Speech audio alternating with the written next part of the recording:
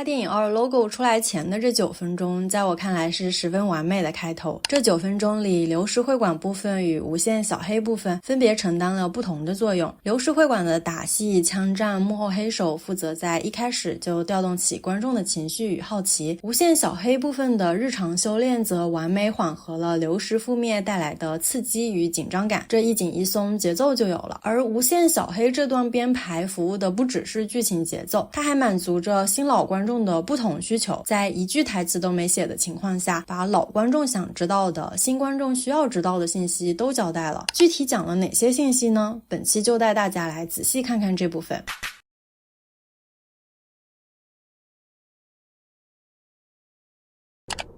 第一个镜头是天蒙蒙亮的状态，远处的星星还依稀可见。在小黑的动画里，背景只要出现星星就一定会有忽闪忽闪的效果，大电影1、TV 都是如此。这个画面的构图和 Summer Maybe 那张海报类似，这张海报在3月份一经发布我就非常喜欢。海报上描绘了小黑挥洒汗水，跨越山峰，踢散阴霾，迎接朝阳的景象，底下围绕着 logo 的白点，乍一看像是书写时挥洒出的白墨痕迹，拉近看就会发现那是破晓时分的飞鸟。再仔细看小黑的身形，非常巧妙地构成了2这个数字。作为大电影2的第一张海报，构图、意象、情绪都非常完美，是积极昂扬的，富有希望的。电影里这个类似的场景配合着背景里的鸟叫声以及小黑练功传来的嘿哈声，传递的也是这样的感觉。也正是借着小黑的这股劲儿，才一点一点将观众从流石覆灭的压抑情境里带出来。出品人这里有几个熟悉的名字，郭帆导演上期讲过，这里还想浅提一下小黑和流浪地球之间的联系。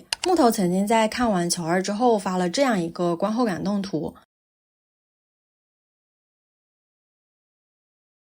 小黑的制片人也曾参与球2的部分工作。另一个熟悉的名字，饶晓志导演，代表作有《无名之辈》。大电影2上映期间，饶导也发了微博推荐小黑。小黑起的比鸡还早，查了一下鸡一般是4、5点醒，前面天蒙蒙亮的状态也符合这个时间点。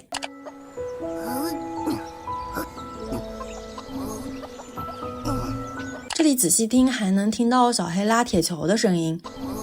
而且因为在画面上小黑位置偏左，公鸡的位置偏右，所以拉铁球的音效做了偏左声道的处理，公鸡的音效偏右声道。我再放一遍，大家可以戴上耳机感受一下。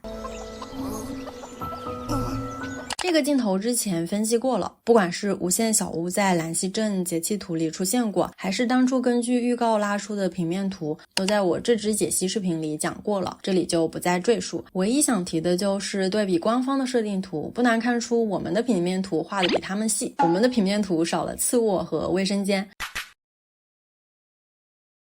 于是在看完大电影2后，我们又火速细化了一张大的，大体上长这样，后面的剧情解剖还会用上这张图。小黑在前面练功，无限在后面喝茶。在最开始的分镜状态里，这两人都挺逗的，小黑是猫猫头，无限翘着二郎腿。关于边上的鸡，我也有话想说，就是我认为这里刻意描绘公鸡带娃是有隐喻的，隐喻的就是无限带娃，4只小鸡指的就是无限的娃与徒弟。可能你们会觉得这是在过度解读，且听我慢慢道来。大电影2结尾鹿野回忆里，鹿野上门时无限喂的鸡里小鸡有2只，通过设定图可知此时的鹿野13岁。兰溪镇第124话里，无限喂鸡时小鸡的数量变成了3只，此时是无限和老君攻打北域的时间线，大概是现在时间线往前的30、40年，鹿野就是这第3只小鸡。随着无限收小黑为徒，大电影2里的小鸡也变成了4只，而在大电影1的路演中，木头曾透露无限现存2个徒弟，现存一词说明无限不只收了鹿野、小黑这2个徒弟，这一点从鹿野登场时说自己是关门弟子也能看出来。而在大电影1下映的问答里，木头也说过无限有过孩子，所以这另外2只小鸡不言而喻，指的就是无限的孩子与开门弟子。不过这2位可能都是普通人类，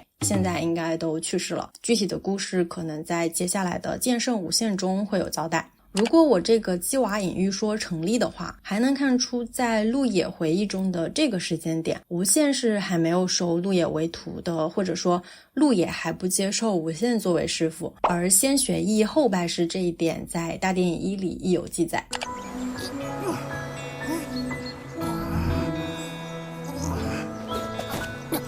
小黑这里衣服换了，说明和上个镜头不是同一天。练功的地点则是在厨房外的空地上，对应地图大概是这个位置。这里根据叶子老师的微博可知，小黑练的是通背拳，下一个镜头练的是八极拳。先来看看厨房的陈设，福道插销的木门，我老家木门就长这样，门边放着根棍子，看不出来是什么，但以我在农村生活的经验判断，这很可能是根赶鸡的竹棍，不知道学名叫啥，反正是那种一端闭合，另一端切分开，敲在地上可以发出很大很清脆的声音，能把鸡赶出厨房。一般赶完后就是这样顺手放在门边，门后放着扫帚和簸箕，这边是通往客厅的门，灶台上全是做饭的痕迹，这个大碗上全是缺口，说不定是用了400年的古董呢。这种菜墩子我家也有一个，边上这瓶看不出来是啥，黑胡椒粉吗？这瓶好认些，上面写的嘶哈是辣椒酱，后面吃火锅小黑吃辣锅，这个辣酱应该是小黑爱吃的。边上这俩白盘和后面那俩白碗，刚刚那个大白碗如果只有一个还可以说是巧合，这么一堆，和兰溪镇里邀请北河去封地时北河非要带上的鸭蛋好像可以对上，难道真的用了400年吗？转到这边来，这么长的一块布应该是擦手用的，挂在墙上的这个查了一下叫烧鸡，作用是淘米洗菜沥水用的。底下的水缸熟悉的红色水瓢，不过这个水瓢吧，以我有限的生活经验来看，倒扣着把儿应该在下边，像这样，而把儿靠近底部的水瓢舀水会既费力又容易晃，倒水的时候可控性也要更差一些，无线可能买到隐藏款了。这边柜子上面是砂锅、老式铝制水壶、茶杯以及3瓶调料，可能是酱油、白醋和料酒，下边还有一些东西，大概是储物罐罐什么的。看这口锅，锅里煮的啥不知道，但画的真细啊！汤里有窗户的倒影，锅边映着厨房的灯。无限拿起勺子时滴了2滴汤，试喝前他还轻轻掂了一下，然后再送到嘴边。这人物演出真的太细致了，感觉现在就算是真人演出，也不是个个都能注意到这种生活化的小细节的。4D 场这段还随着剁萝卜的节奏做了震动反馈，但是感觉自己就是这个萝卜。师傅喝汤细细品味时，刀也顿住了，切好的萝卜自然地往前滑了一下，发觉汤味道不对后，刀也随即掉到了砧板上，还弹了一下。吃饭这里的细节也好多，先来看看鸡。我们的鸡演员没有假吃，每一粒都是真吃。猫在大口吃汉堡，一脸满足。黑秀嗦了一根薯条之后，也是开心的到处跳。我们永存。师傅没有立马开吃，趁着手叼着细管，可能是在思考刚刚的汤到底怎么回事。这里还有一个细节，不知道大家有没有注意到，就是无限头发的长度。我为啥会突然提这个呢？因为我又有一个理论要说，就是主创们把时间偷偷标记在了无限的头发里，不是过度解读哈，再听我慢慢道来。仔细看无限的人设图，会发现在一众长发及膝里有一张堪堪及腰，对应的衣服在电影哪儿出现过呢？在师姐的回忆里。这个镜头里飞在天上的就是无限，很多朋友包括我在内，在初看到这里的时候都以为这是大电影1抓风息的时间线，但实际上并不是。无限这里穿的衣服不是大电影1的那套，师姐的衣服根据角色设定也能看出此时的她是60岁，而师姐大概是18岁出师的。从官博补充的这条可以看出来，在大电影2的时间线下，师姐的年龄介于99岁到107岁之间，那么这个镜头也就是30-40年前。这个时间点常看我视频的小伙伴一定知道我要说什么了，没错，就是攻打北域的时间线。顺着这个时间点再去看兰溪镇第124话里，老君拉着无限去打北域时，头发就是短的状态。121话和22年的小暑节气图都是这个时间点附近，也是及腰的设定，打北域前中后都是，所以这个短发设置绝不是一个巧合，而是一个时间锚点。由此再看无限的这张人设图，如果不是大电影2和兰溪镇的画法差异导致的头发差异的话，那么这里的无限头发要比前往北域时长一点点，发尾相差大概1个手掌的长度。目前不太能确定2个头发状态谁前谁后，所以还对不上具体情节。如果是长发在前，这个镜头和第一次抓捕分析有可能对上，注意我说的是第一次。如果是短发在前，那么这个镜头则是从北域回来之后，不知道兰溪镇剩下的三话剧情还有没有可能讲到。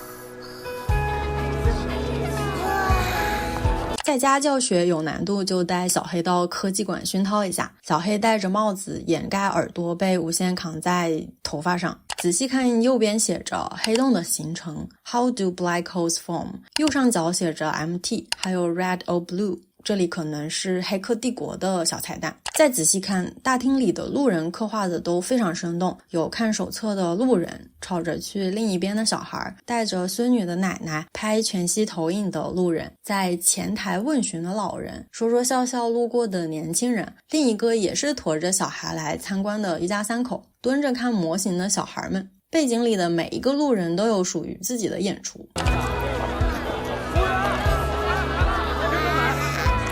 我们先来看看无限和小黑这顿火锅都吃了啥。鸳鸯锅，小黑这边是辣锅，锅里有鸭血、苕粉、辣椒。小黑喜欢吃辣是有迹可循的，大电影1里小黑就对着 super 麻、super 辣、super 烫流口水。20年节气图，无限带小黑去吃麻辣烫后，无限问小黑觉得辣吗？小黑说好吃。无限这边是金菇锅底，在介绍猫渣老师的时候，这段背景有被完整释出，总共是12个菜加1瓶饮料。桌上的菜分别是鱼片、莴笋、菌菇拼盘、鱼丸、鸭血、橙汁。这碗不确定是啥，虾滑、黄喉，这盘看着倒是像鸡肉。桌边大概是猪肉和牛肉双拼，底下是青菜和培根吧，可能。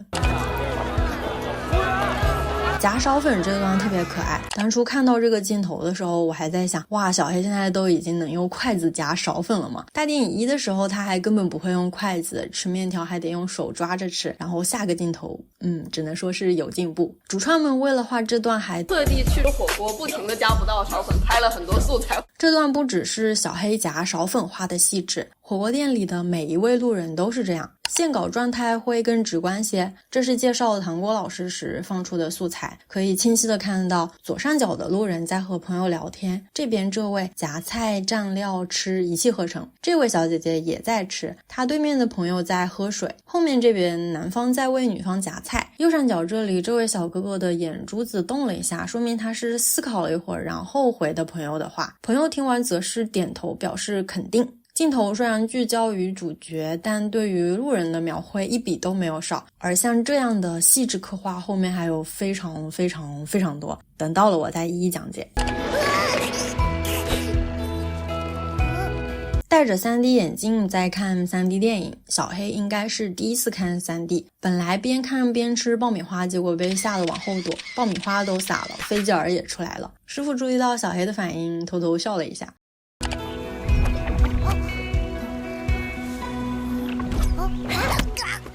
小黑在练习传送，黑咻和大公鸡陪着。小黑和大公鸡的关系很好呢，到处出现黑洞，小黑先是一惊，黑咻也惊得后撤了一步，但黑洞就是没出现在石块底下，小黑就更认真控制了。大公鸡还歪头看了一眼，黑咻看了一眼之后就看别处了。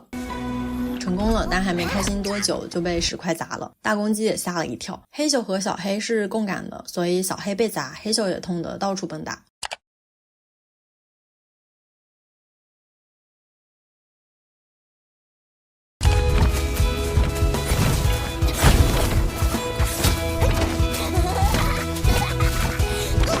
传送失败，把自己卡树里了，但这可没有白白被卡。小黑把这个失败经验吸收了，转化成了传送的使用技巧。后面大战灵妖小队的地方有体现，在和大须打架的时候，小黑特意在水泥柱上开了个洞，把大须塞在了里边，由此解决掉了灵妖小队的大块斗奶妈。是的，没错，大须在灵妖小队里负责治疗。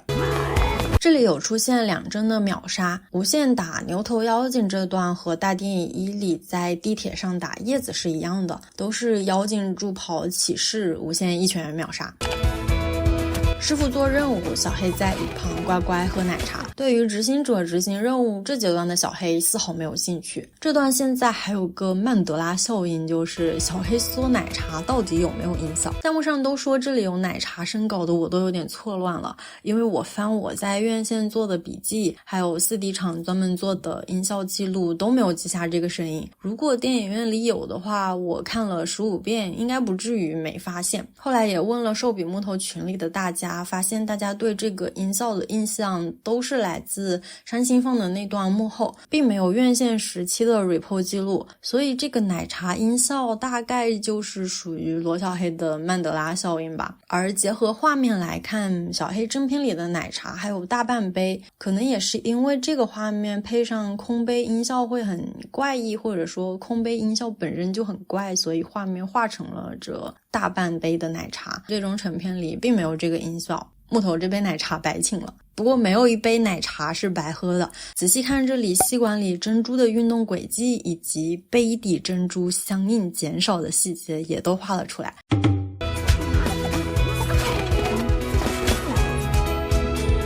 这里无限收服牛头妖精的动作也和大电影1收服涅槃那段如出一辙。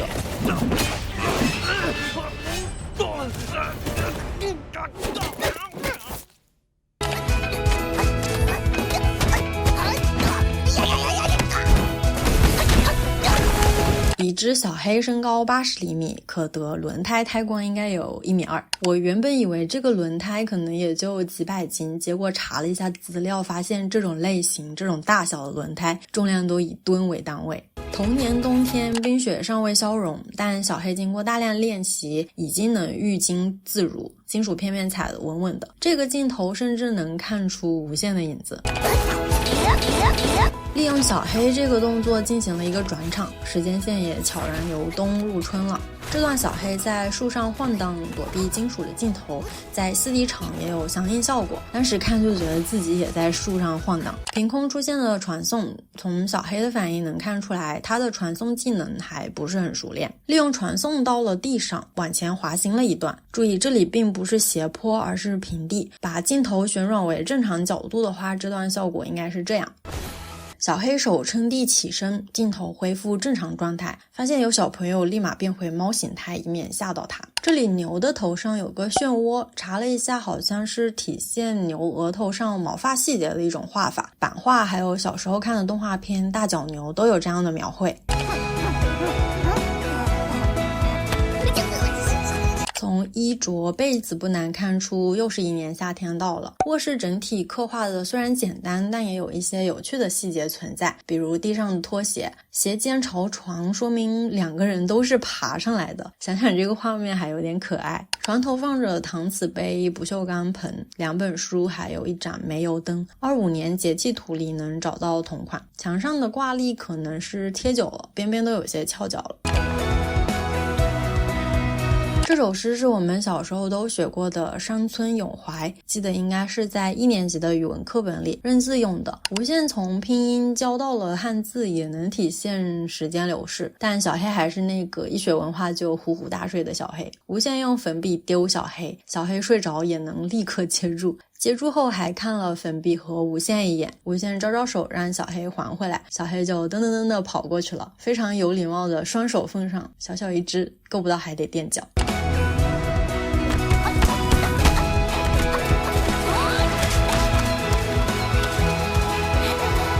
这个夕阳下变猫跑向师傅的画面真的太美好了，第一次看到这个镜头立马就想起了大电影1最后那段，当初小黑跑来，无限是不知道伸手接住他的，但现在已经会提前伸手了。小黑待在无限头上的这个处理也是呼应了大电影1的画面，我只是暂时戴他头上。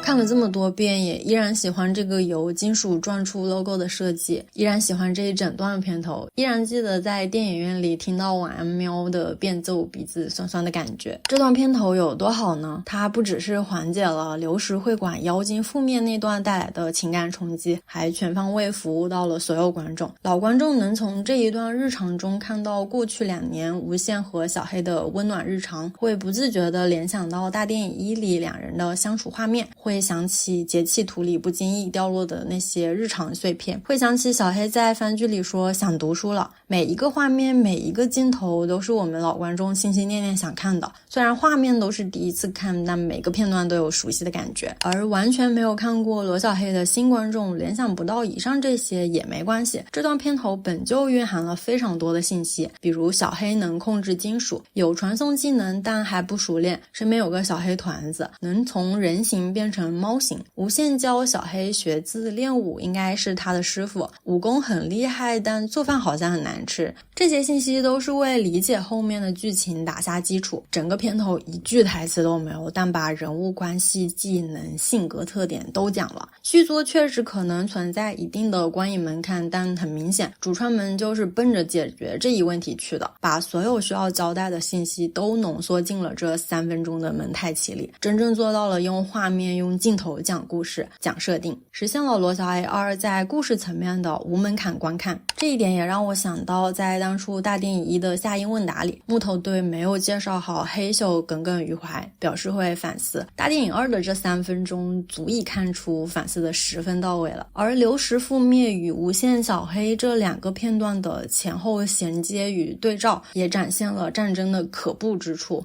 流石的大家本来也拥有着无限小黑这样的日常，但枪响之后一切都被摧毁了。无限小黑的这3分钟日常在5年前更新的节气图里也能窥见一二，由于篇幅的限制就不一一讲了，挑些重点的说说，剩下的大家可以去官博或者风华的档案室翻看。春分，无限带小黑扎纸鸢，小字提到好久没做过了，上一次是几时呢？很可能上一次做就是无限带自己娃的时候。雨水，无限带小黑外出，无限穿的这件衣服和众生之门里穿的是同一件。清明，无限带小黑进空间祭拜，小字提到这是我的新徒弟，你们肯定会喜欢他的。无限空间里小屋背后有4个墓，目前都放了青团，有一个墓前放了肘子和一枝花，这枝花看着像是梨花。这个4个墓具体是谁的可能得等到剑圣无限才能知道，但我倾向于是无限妻子、孩子第一个徒弟以及北河的。谷雨，无限在教小黑写字，这回小黑没有睡觉了，在画画。小字里无限说画得不错，可以跟北河比比了，北河的画长这样。